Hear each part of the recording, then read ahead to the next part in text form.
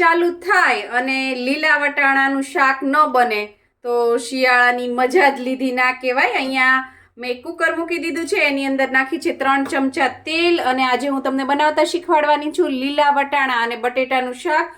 ખૂબ જ ટેસ્ટી અને ખૂબ જ જલ્દી બની જશે। તેલ ગરમ થઈ જાય એટલે આપણે એની અંદર નાખી દેવાનું છે રાઈ જીરું અડધી ચમચી જેટલું અને આપણે એને ફૂટવા દઈએ। અને જ્યારે ખૂબ જ ચટપટું ખાવાનું મન થયું હોય ને જલ્દી કંઈક ખાવું હોય તો આ વટાણા બટેટાનું શાક જરૂરથી બનાવજો।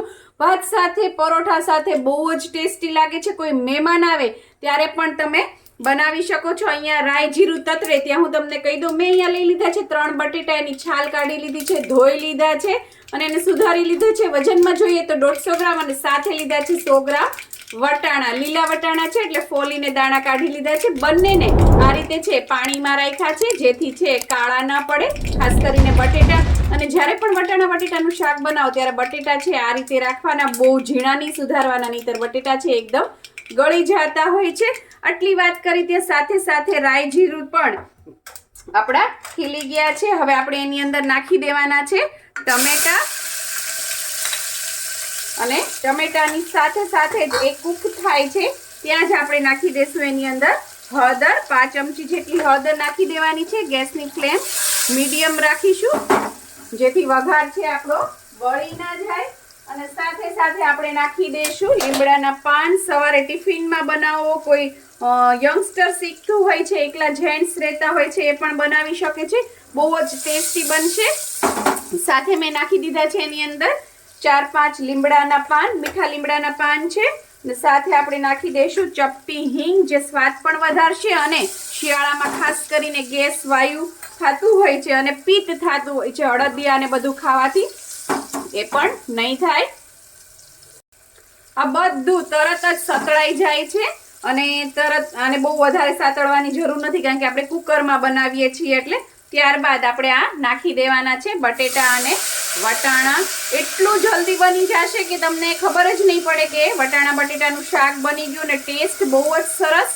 વટાણાનું માપ થોડું વધારે રાખવાનું તો સ્વાદ ખૂબ જ સરસ આવશે। ઘણા લોકો છે બટેટા વધારે કરતા હોય છે, એમ નહીં કરવાનું, વટાણા વધારે નાખવાના। કોઈ મહેમાન આવશે ને તો પણ તમને બનાવશો તો બહુ ટેસ્ટી લાગશે। સાથે આપણે એની અંદર આખી ચમચી ભરીને ધાણા જીરું પાવડર નાખીશું અને સાથે એની અંદર નાખીશું લાલ મરચું,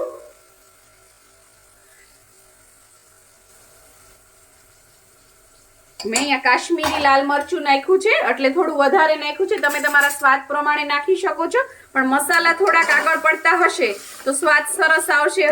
હજી તમને ગરમ મસાલો પસંદ હોય તો આમાં ગરમ મસાલો પણ નાખી શકો છો, અત્યારે મેં નથી નાખ્યો તો પણ એટલું જ સરસ બનશે। અને આ રીતે તરત મિક્સ કરી દેવાનું। તમે જુઓ શાકનો લુક જુઓ કેટલો સરસ આવ્યો છે। આ રીતે તેલનું પ્રમાણ અને મસાલાનું પ્રમાણ સરસ રાખીએ તો સ્વાદ સરસ આવે।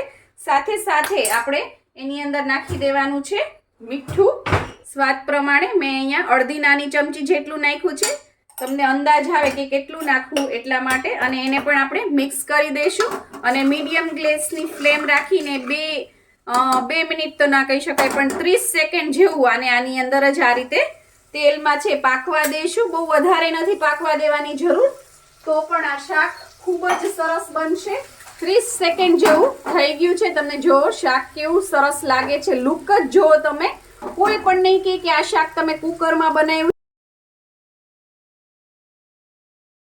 છે। સાથે એની અંદર આપણે પાણી નાખી દઈશું, 1 નાના ગ્લાસ જેટલું મેં આની અંદર પાણી નાખ્યું છે અને પાણી નાખ્યા પછી આપણે સરસ આને મિક્સ કરી દેવાનું છે અને ગેસની ફ્લેમ હાઈ કરી દેવાની છે।